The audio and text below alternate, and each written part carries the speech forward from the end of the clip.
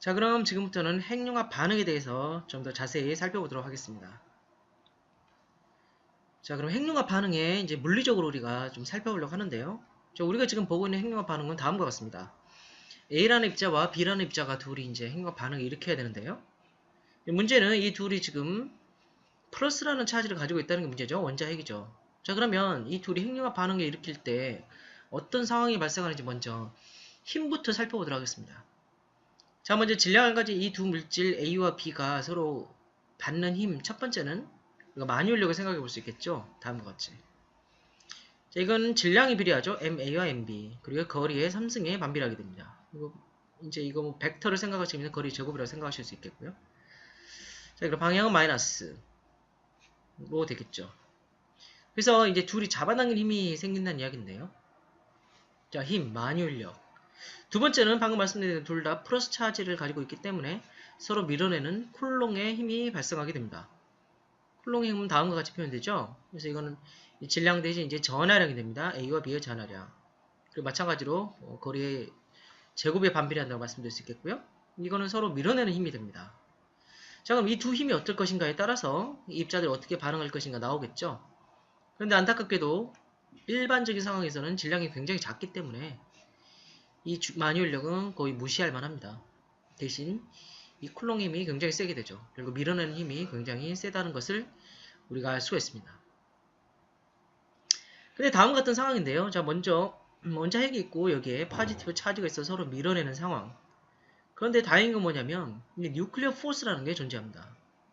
그래서 거리에 따라서 힘을 지금 표현하고 있는 건데요. 보시면 거리에 따라서 전기력, 그러니까 쿨롱의 힘은 서로 이렇게 줄어들게 되는 거죠.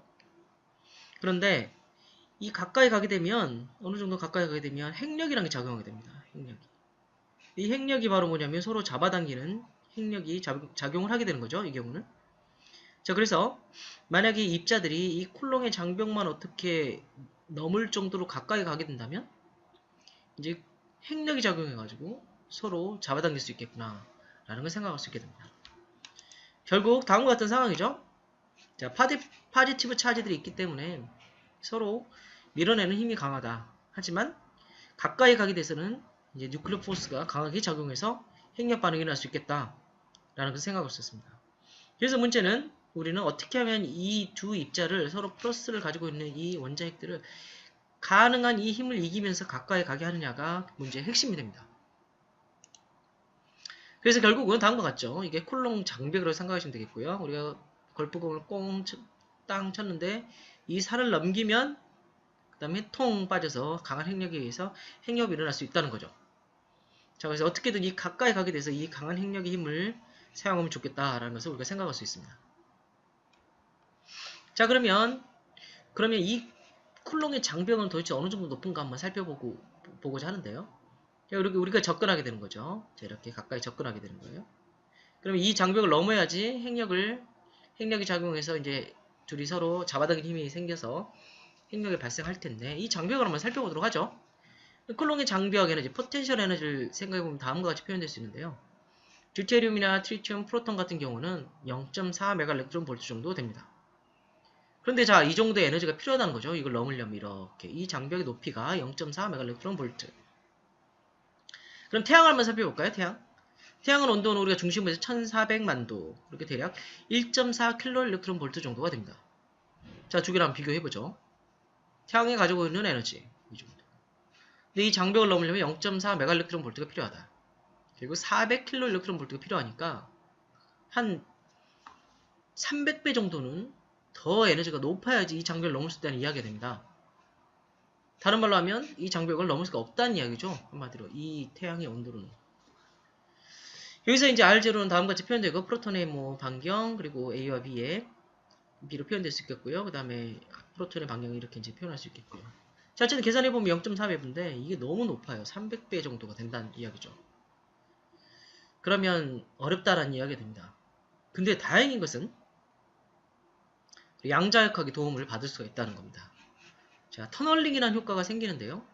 이 터널링에 의한 확률은 다음과 같이 표현이 됩니다. 이게 에너지고 이거는 서로 상대 속도가 되겠고요.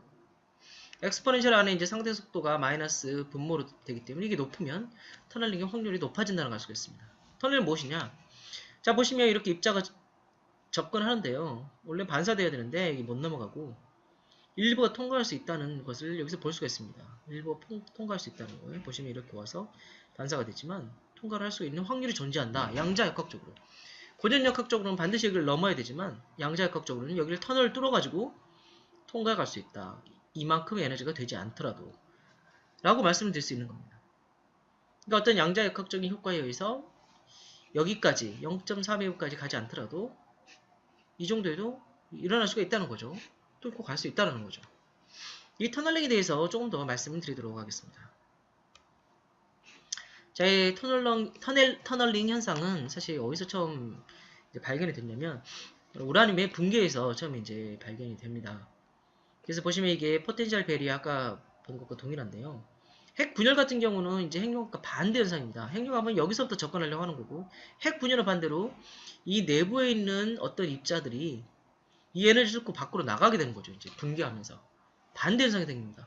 그럼 강한 핵력이 존재하는데 어떻게 여기를 넘어갈 수 있느냐? 여기만 넘어가게 되면 쿨롱 척력에 의해서 밖으로 밀릴 수가 있는데 여기를 어떻게 넘어가지? 라는 게 문제였죠. 근데 실제로 살펴봤더니 이게 가능하다라는 것이었습니다. 그러니까 예를 들면 알파 파티클이 여기에 있던 알파 파티클이 이 장벽을 뚫고 나갈 수가 있는 거였어요. 그래서 알파 파티클이 원래 갇혀져 있던 알파 파티클, 헬륨의 원자핵이죠. 알파 파티클이 붕괴를 하면 이 원자핵이 붕괴하면서 알파 파티클이 이 터널링을 통해서 밖으로 나가더라. 이게 바로 터널링 효과를 처음 발견하게 했던 현상이었습니다. 1928년에 이제 조지 가모가 여기 있는 조지 가모죠.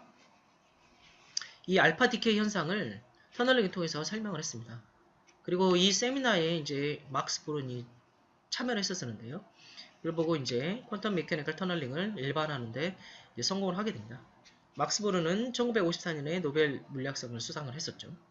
자, 이렇게 해서 터널링이라는 현상이 처음에는 이렇게 알파 파티클의 디케이로 설명이 됐고 우리 핵융합 입장에서는 여기서 접근할 때 마찬가지로 넘어서 갈 필요 없이 터널링을 통해서 갈 수 있다. 그래서 이 쿨럼b 장벽보다 더 낮은 에너지를 갖고 있어도 우리가 핵융합 반응이 일어날 수 있다라고 말씀을 드릴 수가 있습니다. 자, 그러면 크로스 섹션에 대해서 한번 살펴보겠습니다. 크로스 섹션이 확률이죠. 이제 이 확률을 계산해야 되는데 A와 B가 만나서 핵융합을 일으킬 수 있는 확률에 대해서 한번 살펴보겠습니다. 자, 그러면 퀀텀 미케니컬 터널링 효과에 의해서 에너지가 이 포텐셜 에너지보다 작아도 일어날 수 있다는 건데요. 그 확률을 이렇게 크로스 섹션으로 표현할 수 있습니다. 아까 말씀드린 조지 가모의 티어리에 의하면 다음과 같이 표현될 수 있고 여기 에너지가 이렇게 있습니다. A 값은 컨스턴트 값이고 B는 다음과 같이 표현되고요. GA와 GB로 표현이 되네요. B 같은 경우 보시면 자, 에너지가 굉장히 중요한 함수라는 걸 알 수가 있습니다. 자, 여기 크로스 섹션을 표현했고요. 크로스 섹션의 단위는 바한수로 표현했습니다. 그래서 바한은 10-24승 제곱센티미터고요. 그러니까 10-28승 제곱미터가 되겠죠. 자, 다음과 같이 확률로 크로스 섹션을 표현을 하고요. 이게 에너지입니다. 자, 에너지별로 그러니까 이걸 한번 그림을 그렸다고 생각하시면 되겠죠. 다양한 핵융합 반응을 보여주고 있는데요. 이 경우는 이제 DT 핵융합 반응이 되겠습니다. 듀트륨과 트리튬에 의한 핵융합 반응. 우리가 이제 1세대에서 사용하게 될 연료가 되겠고요. 그 다음에 여기 DD 반응도 여기 존재하고요. 디헬륨3 반응도 다음과 같이 존재합니다. TT 반응, 트리튬과 트리튬이 만나는 핵융합 반응, 트리튬과 헬륨3, 헬륨3와 헬륨3의 반응, 프로톤과 트리튬의 반응이 이렇게 여러 가지로 표현되어 있습니다. 자, 보시다시피 굉장히 다양한 게 존재하고 있고요. 이제 어떤 핵융합 연료를 우리가 사용해야 될 것인가, 왜 우리가 듀트륨과 트리튬을 처음에 사용하게 되는가에 대해서는 또 이제 다음 시간에 우리가 자세히 살펴보게 될 것입니다. 자, 이 크로스 섹션을 에너지에 따라서 다음과 같이 그림을 그린 거고요. 그럼 퓨전 리액션 레이트 덴시티에 대해서 우리가 좀 더 살펴보도록 하겠습니다. 자, 결국은 우리가 퓨전 리액션, 퓨전 파워 덴시티를 계산하기 위해서 하는 건데요. 핵융합 반응이 일어날 수 있는 레이트, 덴시티, 단위 볼륨당, 시간당 얼마만큼 핵융합이 일어날 것인가 라는 것을 나타내는 파라미터인데요. 그걸 바탕으로 하면 우리가 나중에 퓨전 파워를 계산할 수 있겠죠. 자, 퓨전 리액션 레이트 덴시티는 다음과 같이 표현될 수 있습니다. A의 밀도가 많을수록 좋겠죠. B도 마찬가지고요. 밀도가 많을수록 핵융합 반응이 더 많이 일어날 겁니다. 그리고 서로 속도, 이게 상대 속도인데요. VA-VB로 표현됩니다. 절대값은 크기고요. 두 개가 상대적으로 속도가 크게 부딪히면 핵융합 반응이 더 일어나기 쉽겠죠. 자, 그래서 퓨전 리액션 레이트는 A의 밀도, B의 밀도, 그리고 속도로 이렇게 표현될 수 있겠다. 비례하겠다라고 표현할 수 있겠죠. 그럼 비례 상수가 필요하겠죠. 그래서 다음과 같이 표현할 수 있습니다. Fusion Reaction Rate Density는 비례 상수로 이렇게 넣어가지고 밀도 NA와 NB, 그 다음에 V는 이 안에 들어가고요. 시그마. 이게 핵융합을 일으킬 수 있는 확률이 되겠잖아요. 이 속도에 대한 확률이 될 겁니다. AB에 대해서 이렇게 표현할 수 있습니다. 그럼 도대체 이건 뭡니까? 시그마 V는 이게 뭡니까?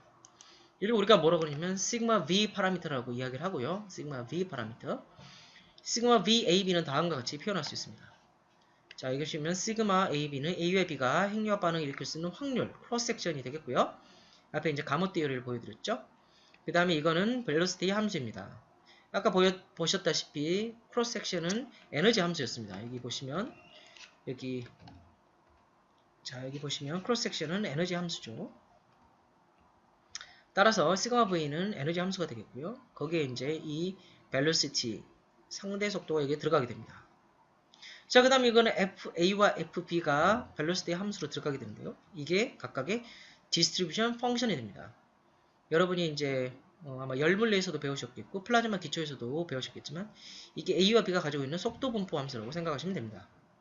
그리고 이 속도에 대해서 벨로시티 스페이스에 대해서 적분을 수행하게 되면 A와 B의 각각 3차원이니까 3차원 이제 적분이 되는 거죠. 벨로시티가 쉽게 말씀드리면 카테지안 코디네이트에서는 X, Y, G 해서 3차원으로 이제 벨로시티 스페이스에 대해서 각각 적분을 수행하게 되면 이게 시그마 V가 됩니다. 이게 이제 볼륨 적분의 평균에 해당되는 거라고 생각하시면 되겠죠. 이 분포 함수를 가지고 벨로시티 스페이스로 적분했을 때 평균값이 이렇게 됩니다. 시그마 B는 다음과 같이 표현된다 라는 것을 볼 수가 있습니다. 자, 그러면 한번 시그마 V를 우리가 한번 정말로 그림을 그려놓은 걸 보시면 시그마 V 파라미터를 에너지에 따라서 또는 온도에 따라서 이렇게 플롯한 겁니다. 듀트륨과 트리튬 여기 이렇게 그림 보이시는 걸 볼 수가 있죠. 그 다음에 D 헬륨 3 반응에 대해서 표현되어 있고 DD 반응에 대해서 이제 여기 이렇게 표현되어 있습니다. 그 다음 TT 반응, 그 다음에 여기는 T 헬륨 3 반응, PT 반응, 헬륨 3 반응을 여기 보실 수가 있습니다. 자, 이 경우 이제 계산은 어떻게 했냐면 이 그림을 얻기 위해서는 우리가 이제 서머다이나믹 이퀄리브리엄 열평형을 이루고 있다 가정해서 디스트리뷰션 펑션이 이제 맥스웰리안이라고 가정했습니다. 그러니까 AB가 각각 맥스웰리안이라고 가정을 하고 아까 적분을 수행하였고요. 그 다음에 A와 B가 모두 같은 온도다라는 가정을 가지고 이제 우리가 계산해 보면 다음과 같은 시그마 V 플롯을 얻을 수가 있습니다. 시그마 V를 이제 온도에 대해서 플롯한 거고요. 이건 한번 우리 아까 크로스 섹션을 아까 에너지에 대해서 그림 그렸던 거 기억나시죠? 크로스 섹션만 가지고 이 시그마만 가지고 그러면 다음과 같이 그림을 그려졌습니다. 유사한 형태라는 걸 보실 수가 있습니다. 대략 이건 10, 여기가 10이었고 여기는 한 100 정도에서 이제 맥시멈 값이 얻어지게 되고요. 대략 그렇죠? 그럼 역시 DT가 굉장히 높은 값을 갖고 있다. 라는 게 여전히 우리가 볼 수가 있습니다. 그 다음에 DD 같은 경우가 이제 온도가 낮더라도 D헬륨3보다는 크다라는 것을 볼 수가 있고요. 여기 DD가 있죠. D헬륨3가 에너지가 높아지면 D헬륨3가 이제 커지기 시작하죠. 이렇게. D헬륨3가 이렇게 커지기 시작합니다. 그래서 돋보이는 것은 DT, D헬륨3, DD. DT, D헬륨3, DD 반응이 조금 돋보이다는 걸 알 수가 있죠. 시그마 V와 크로스 섹션 모두에서 우리가 값이 크다는 걸 알 수가 있고 또한 에너지가 낮더라도 확률이 크다는 것을 우리가 볼 수가 있습니다. 자, 그럼 이를 바탕으로 해서 우리가 퓨전 파워 덴시티를 우리가 얻어낼 수가 있습니다. 퓨전 파워 덴시티는 단위 시간당 그리고 단위 최적당 얼마만큼의 핵융합 반응이 일어나느냐를 나타내는 값이라고 여러분 생각하시면 되겠고요. P퓨전이라고 다음과 같이 표현을 했습니다. 그래서 보시면 여기가 단위 시간당 얼마만큼 우리가 에너지를 얻을 수 있느냐, 단위 최적, 단위 시간당 얼마만큼 에너지를 얻느냐가 바로 퓨전 파워 덴시티가 되겠죠. 그래서 퓨전 파워 덴시티는 다음과 같이 퓨전 리액션 레이트 덴시티 곱하기 Q 퓨전. 이건 기억나시나요? Q 퓨전은 이건 바로 질량 결손 에너지에 해당되겠죠. 그래서 DT 반응 같은 경우는 얼마였죠? 없습니다. 17.6메가일렉트론 볼트가 되겠죠. 한 번 핵융합 반응이 일어날 때 얻어지는 에너지가 되겠습니다. 그러면 한 번 반응을 할 때 퓨전 리액션 레이트였으니까 이거는 그 퓨전이 리액션이 일어나면 그만큼 에너지가 얻어지기 때문에 Q 퓨전을 곱해주면 되겠죠. 그럼 그게 바로 퓨전 파워 덴시티가 됩니다. 그래서 결국 퓨전 파워 덴시티를 계산해보면 A의 밀도 곱하기 B의 밀도 그 다음에 시그마 V 파라미터, A와 B의 시그마 V 파라미터, Q 퓨전으로 표현될 수 있겠죠. 자, 이게 바로 퓨전 파워 덴시티, 단위 시간당, 단위 체력당 얼마만큼 에너지가 행력을 통해서 얻어지냐를 다음과 같이 계산할 수 있게 됩니다. 자, 그럼 여기까지 해서 오늘 핵융합 반응에 대해서 살펴봤습니다. 그래서 우리가 바인딩 에너지란 무엇인가, 그 다음에 물질과 에너지, 질량과 에너지 등가에 대해서도 살펴봤었고요. 그리고 그걸 바탕으로 해서 우리가 질량 결손 에너지도 살펴봤고요. 바인딩 에너지라는 것도 우리가 살펴봤습니다. 우리가 그걸 살펴보고 그 다음에 이제 본격적으로 핵융합이 어떤 것인가에 대해서 살펴봤는데요. 그래서 두 입자가 핵융합 반응을 일으켜야 되는데 밀어내는 쿨롱의 힘이 너무 강하더라. 그래서 어떻게 하면 이 포텐셜 장벽을 이겨내고 핵융합 반응이 일어날 것인가 살펴봤었는데 이게 상당히 어렵다. 하지만 양자역학의 도움으로 터널링 효과라는 게 존재한다라는 것을 살펴봤죠. 터널링 효과 때문에 이제 핵융합 반응이 일어날 수 있다라는 말씀을 드렸고요. 그를 바탕으로 해서 핵융합 반응이 일어날 수 있는 확률, 시그마에 대해서 살펴보고 그 다음에 시그마 V 파라미터에 대해서 우리가 살펴보고 퓨전 리액션 레이트 덴시티를 다 한번 살펴봤죠. 그를 바탕으로 우리가 최종적으로 퓨전 파워 덴시티를 계산할 수 있게 되었습니다. 자, 이걸 바탕으로 해서 우리 다음 시간에는 그러면 핵융합에서는 어떤 연료를 사용해야 되는가? 제가 아까 이제 크로스 섹션이랑 에너지별로 다양한 핵융합 반응을 비교해봤는데요. 이 중에서 어떤 핵융합 반응을 우리가 실제 핵융합으로서 사용할 것인가? 그래서 제1세대, 2세대, 3세대 핵융합 연료에 대해서 하나씩 살펴보도록 하겠습니다.